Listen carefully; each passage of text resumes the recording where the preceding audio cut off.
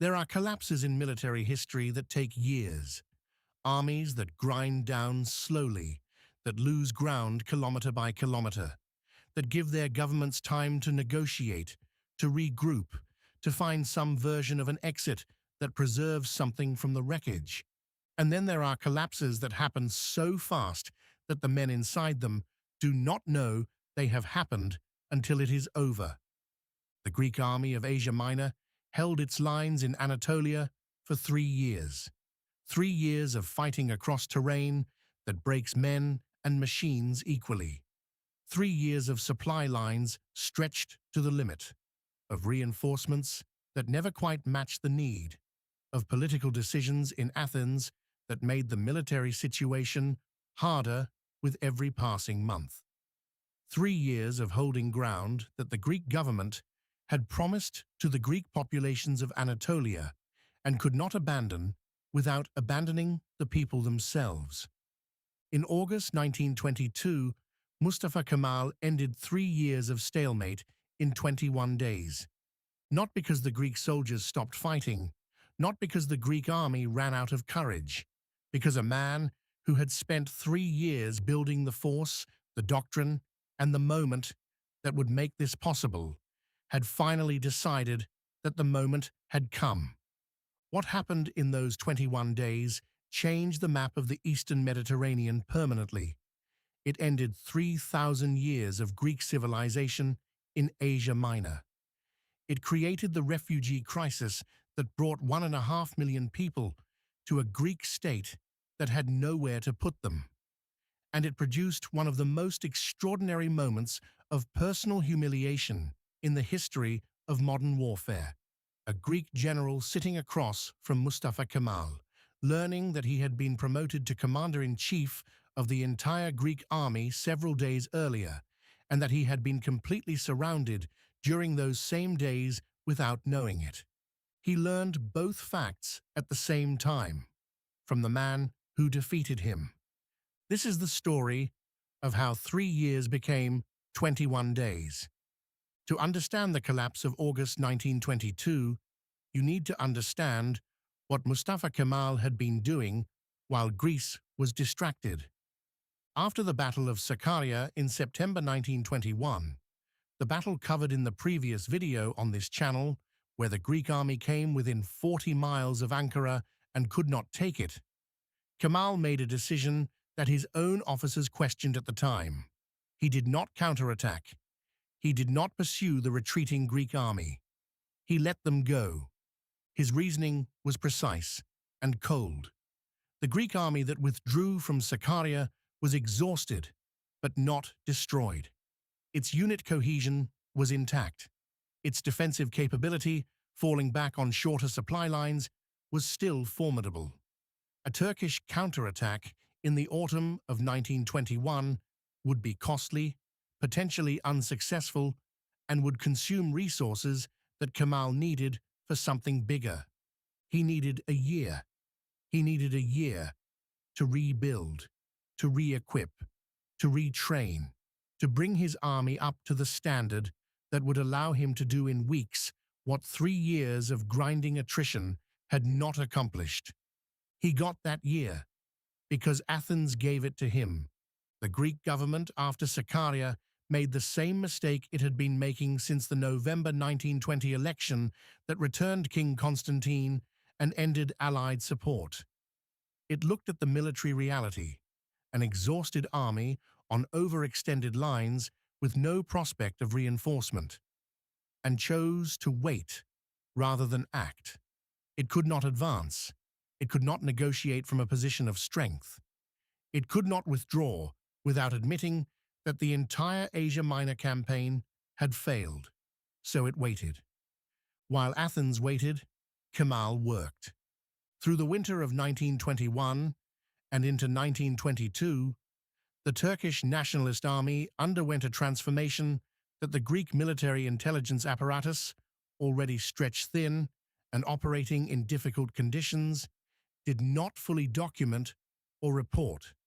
French military advisors, whose government had switched sides after the fall of Venizelos and was now supplying Kemal's forces, brought expertise and equipment.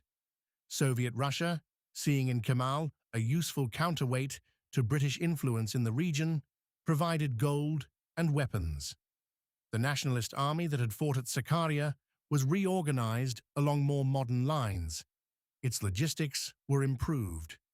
Its officer corps, already experienced, was trained in the specific operational techniques that Kemal intended to use. Kemal was planning something specific, not another grinding battle of attrition along the existing front lines. Something different, something that the Greek defensive disposition, spread thin across hundreds of miles, with its strongest formations concentrated in the wrong places, had not been designed to resist.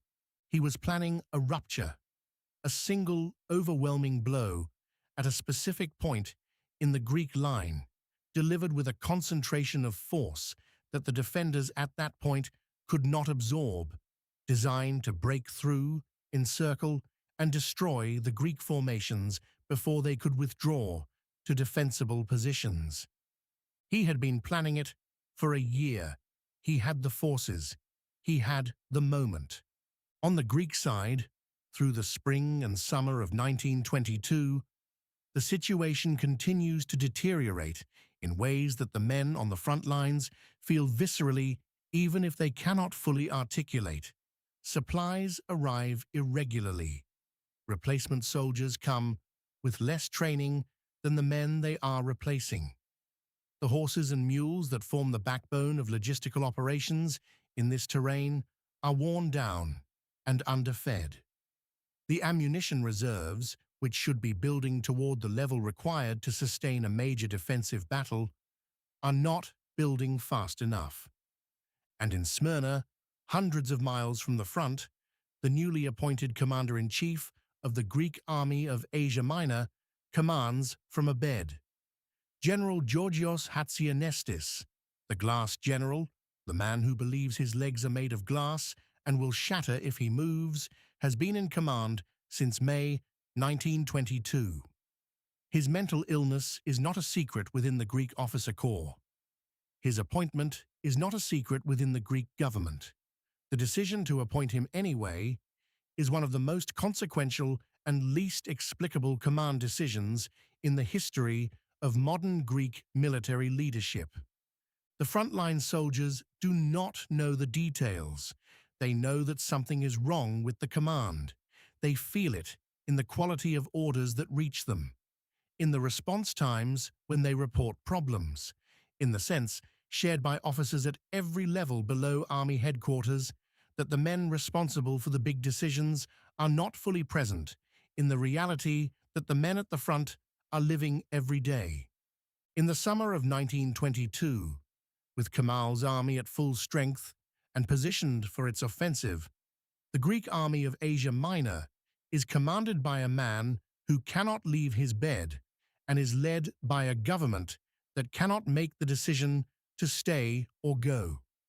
It is into this situation that August 26, 1922, arrives. August 26, 1922, 5:30 in the morning.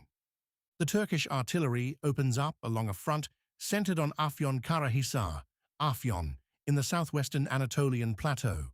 Afyon is a rail junction, a strategic node, the point where Kemal's planning has identified the greatest vulnerability in the Greek defensive line. The Greek formations holding the ground around Afyon are the right wing of the entire Asia Minor front. They are not the weakest Greek units, but they are the units whose position, if broken, creates the most catastrophic consequences for every other Greek formation on the line. Kemal has concentrated his striking force here with a precision that reflects a year of planning. 12 divisions, artillery locally concentrated to overwhelm the Greek guns at the point of attack. Not because the Turks have more guns across the whole front, but because Kemal has massed almost all his heavy artillery at this single point, while the Greek guns are spread across hundreds of miles of defensive line. The assault divisions that will carry out the initial breakthrough are the best trained, best equipped formations in the Turkish Nationalist Army. They have been briefed on their objectives. They know exactly where they are going and exactly how fast they need to get there. The Greek soldiers at Afyon hear the artillery and know something is different. The weight of the bombardment, the sustained industrial roar of guns firing at a density they have not experienced in 3 years on this front, tells experienced men that this is not a raid or a probing attack. This is the thing they have been waiting for. The thing that the thinning supplies and the irregular orders and the sense of institutional unraveling have been pointing toward. They hold their positions. They return fire. They do what soldiers do when the ground shakes and the sky is full of noise, and the only rational option is to stay in the hole and trust that the men on either side of you are doing the same. By 9 o'clock, 3.5 hours into the bombardment, the Turkish infantry moves forward. The assault columns hit the Greek defensive positions with a force that the defenders, already shaken by hours of artillery, cannot absorb. The Turkish formations are moving with a speed and coordination that reflects months of specific preparation for exactly this assault. They are not feeling their way forward. They know the ground. They know the positions. They know where the gaps are because Kemal's intelligence apparatus has spent months identifying them. The Greek right wing at Afyon begins to give way, not immediately, not all at once. The Greek infantry fights. There are positions that hold for hours against pressure that should have broken them in minutes. There are units that counterattack when withdrawal would have been the rational choice. The individual Greek soldier in August 1922 is fighting with the same quality that German commanders documented after the April 1941 campaign in Greece, with a stubbornness and a personal courage that tactical situations cannot fully explain. But individual courage cannot compensate for what is happening at the operational level. The Turkish breakthrough at Afyon is not just breaking the units directly in front of it. It is creating a gap in the Greek line through which Kemal's fast-moving cavalry columns pour with a speed that outpaces the ability of Greek headquarters to understand what is happening, let alone respond to it. This is not a modern motorized advance. Kemal's army has almost no trucks, almost no mechanized transport. What it has is the 5th Cavalry Corps, horsemen who can cover ground at a speed that the retreating Greek formations on foot cannot match, who can appear on roads and at passes hours before the defenders expect them, who can turn a retreat into an encirclement before the men being encircled understand what is happening. In a war fought largely without mechanization on either side, cavalry that moves fast enough is more dangerous than tanks, and Kemal's cavalry is moving very fast. By the afternoon of August 26th, the Greek right wing at Afyon has collapsed. The units that held are now in danger of encirclement. The units that began withdrawing are discovering that the routes they plan to use are already cut by Turkish horsemen moving faster than any previous Turkish operation in this campaign.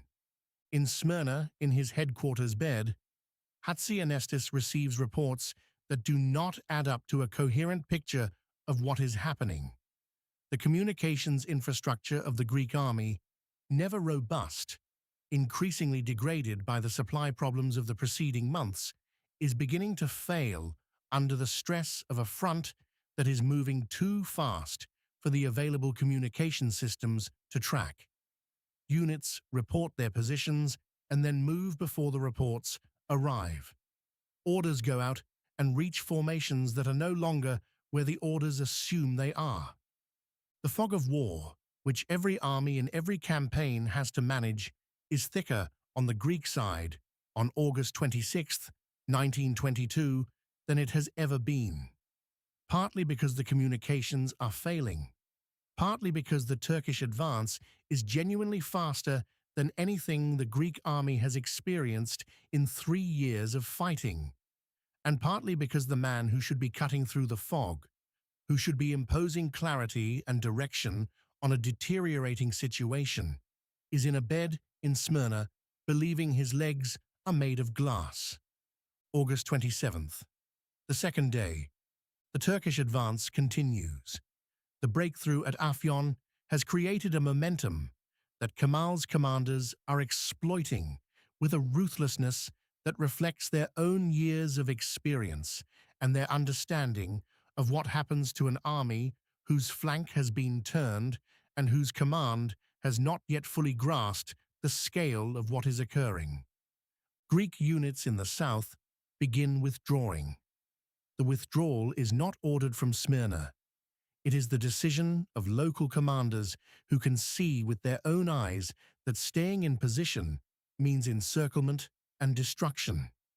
They pull back toward the coast, toward Smyrna, toward the sea, the direction of every retreat in this campaign. The direction that ends 3 weeks from now on the burning waterfront that your previous video on this channel described.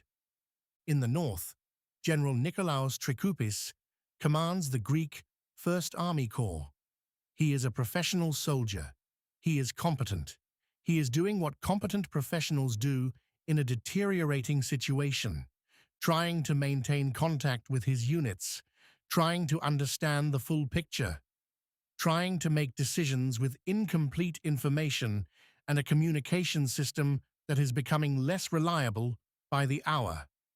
What Trikoupis does not know on August 27th is that the government in Athens has already decided to replace Hatzianestis, the glass general whose command has presided over the beginning of this collapse, is being removed.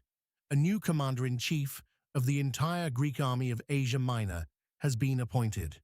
That new commander-in-chief is Nikolaos Trikoupis.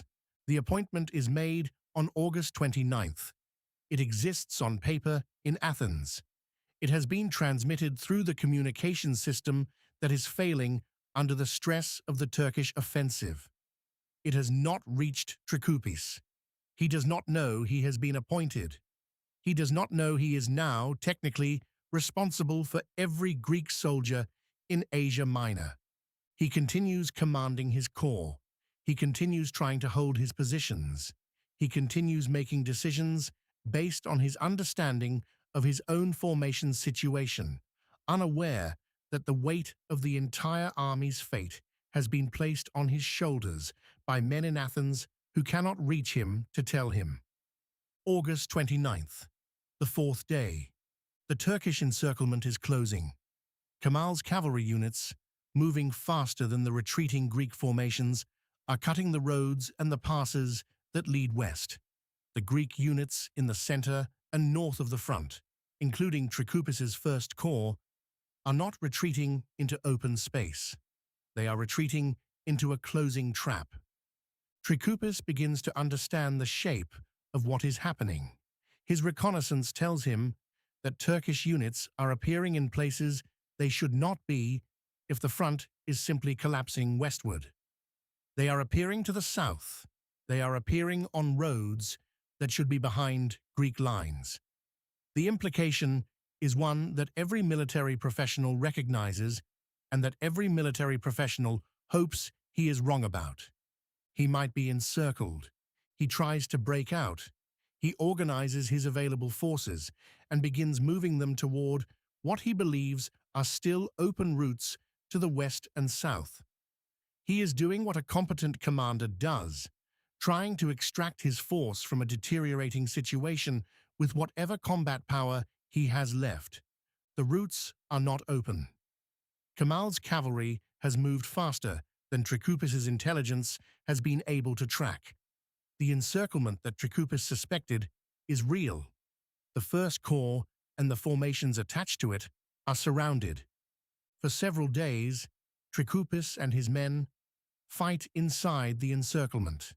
They fight with the quality that Greek soldiers have shown throughout this campaign and throughout the history of the Greek military. They fight knowing that the situation is desperate. that relief is not coming, that the options are narrowing with every passing hour. On September 2nd, 1922, Nikolaos Trikoupis surrenders what remains of his force to Turkish nationalist troops. He is brought before Mustafa Kemal. The meeting is conducted with the formal courtesy that Kemal, who is many things, some of them terrible, but who understands the professional codes of military conduct, extends to defeated enemies he respects.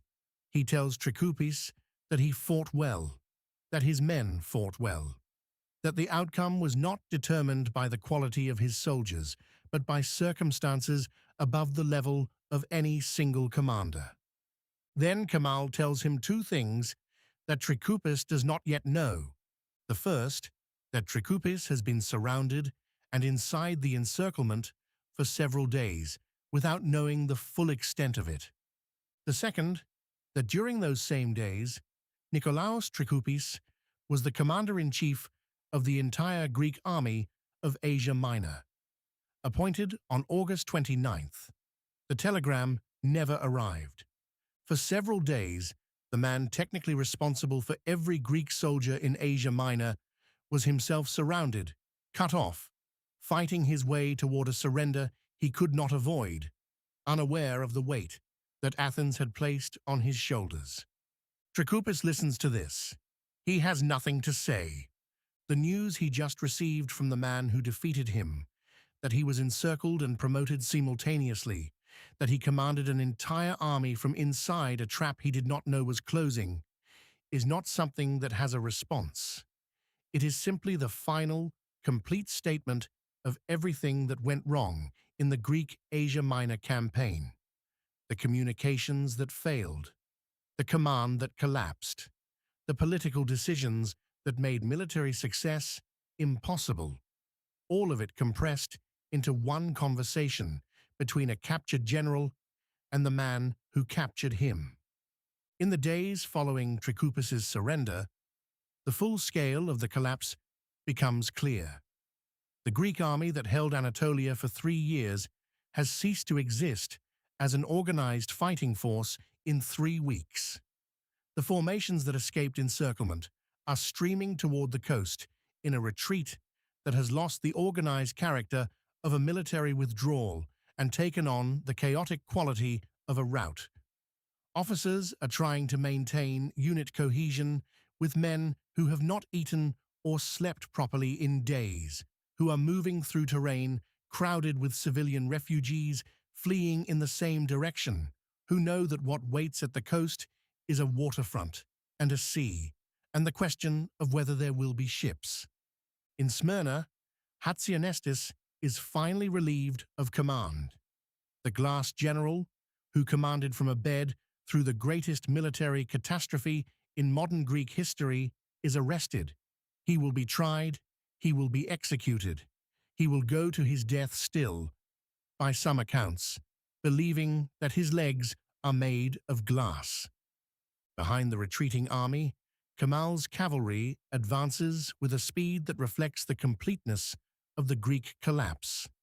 They reach Smyrna on September 9th, 14 days after the offensive began, 14 days to cover the ground that 3 years of Greek resistance had held. You didn't expect to learn this today. That's the point. If you want to keep being surprised by history, by the stories that never made it into the textbooks, subscribe to this channel. We find the unexpected ones. That's all we do. And if this story deserved to be told, hit that like button. The strategic consequences of the August 1922 collapse were immediate, total, and permanent. The Greek military presence in Asia Minor, which had begun with the landing at Smyrna in May 1919, ended in September 1922 with the fall of Smyrna and the evacuation of whatever forces could reach the coast. The campaign that had begun with Allied authorization and the promise of territorial gains that would fulfill the Megali idea ended with the destruction of the army and the burning of the city that had been its base. The Treaty of Lausanne, signed in July 1923, formalized what Kemal's offensive had decided on the battlefield. The borders of modern Turkey were established essentially as Kemal had defined them through military action. Greece received nothing of the territorial gains that Venizelos had negotiated at Paris in 1919. The Greek populations of Asia Minor, 1.5 million people, were expelled and resettled in Greece under the compulsory population exchange that the treaty mandated. For Kemal, the victory transformed everything. The military success against the Greek army provided the political foundation for the abolition of the Ottoman Sultanate in November 1922 and the proclamation of the Turkish Republic in October 1923. The man who had refused to accept the terms imposed on Turkey at Paris in 1919 had, through 3 years of organizing and fighting and waiting and finally striking at the right moment, reversed those terms entirely. He would become Ataturk, father of the Turks, and the founder of the modern Turkish state. The victory of August 1922 is the military foundation of everything that followed. For Greece, the consequences were equally transformative, but in the opposite direction. The Asia Minor catastrophe, as Greeks call it to this day, produced a wave of refugees that overwhelmed the Greek state's capacity to absorb them. 1.5 million people arriving in a country of 5 million, bringing nothing but themselves and the memory of the world they had left behind. The social, economic, and political consequences of that wave-shaped Greek history for decades. The political consequences were immediate. The government that had presided over the catastrophe collapsed. The king whose return had cost Greece its allied support abdicated. A military coup brought new leadership. And in November 1922, 6 men, politicians and military officers judged responsible for the Asia Minor disaster, were tried and executed in what became known as the Trial of the Six. Some of them were guilty of real failures. Some of them were scapegoats for decisions made above their level by people who were never called to account. The distinction in the political atmosphere of Greece in late 1922 was academic. Hatzianestis was among the 6 who faced the firing squad. The glass general died for a command that should never have been given to him. The men who gave it to him died in their beds. Nikolaos Trikoupis spent the rest of the war as a prisoner. He was released after the Treaty of Lausanne and returned to Greece. He wrote about what he had experienced. He tried to explain, in the calm, retrospective language of professional military analysis, how 3 years became 21 days. His explanation is precise and unsentimental. The Greek army did not collapse because Greek soldiers stopped fighting. They fought at Afyon and along every withdrawal route and inside the encirclement with the quality that defined the Greek military in every campaign of this era. The collapse happened because the operational conditions, the overextended lines, the failing logistics, the communications breakdown, the command vacuum created by Hatzianestis, the political decisions that had stripped Greece of its allied support 2 years earlier, made a successful defense impossible regardless of what the individual soldier did. He is right. The men at Afyon could not have held against Kemal's concentrated assault even if their command had been functioning perfectly. The encirclement of the First Corps might have been avoided with better communications and a commander who was present and mobile. The route might have been managed into a more orderly withdrawal with better logistical preparation. But the strategic outcome, the end of the Greek military presence in Asia Minor, was determined not in August 1922, but in November 1920, when Greece voted out the man whose diplomatic skill had made the campaign possible, and in the months that followed, when every decision made in Athens moved the army closer to an impossible position. The soldiers who held Anatolia for 3 years deserved better from the people above them. They deserved a command that understood the limits of what was being asked of them. They deserved politicians who could accept the consequences of military reality rather than waiting for a solution that was never coming. They deserved not to be commanded by a man who believed his legs were made of glass. The names of the men who fought at Afyon on August 26, 1922, are recorded in Greek military archives. The units they served in are documented. The positions they held, and the ground they gave, and the routes they withdrew along are mapped in after-action records that sit in archives in Athens and Ankara. The world does not know these names. The history books that cover this period give Kemal's victory the attention it deserves and give the men who stood against it almost none at all. They held for 3 years. They deserve to be remembered for more than how it ended. If you felt the weight of this story, that's history doing what it's supposed to do. That like button honors that feeling. Don't skip it. We carry these stories carefully, every fact verified, every name checked, every detail earned. If that standard matters to you, subscribe and help us maintain it. Where are you watching from? If your family has roots in Asia Minor, if your grandparents or great-grandparents were among the soldiers or the civilians who lived through what this video describes, tell us in the comments. We read everything. Thank you for carrying the weight of these soldiers' story forward. Trikoupis and the men of the First Corps held until holding was no longer possible. They deserved better than what history gave them. The least we can do is remember it.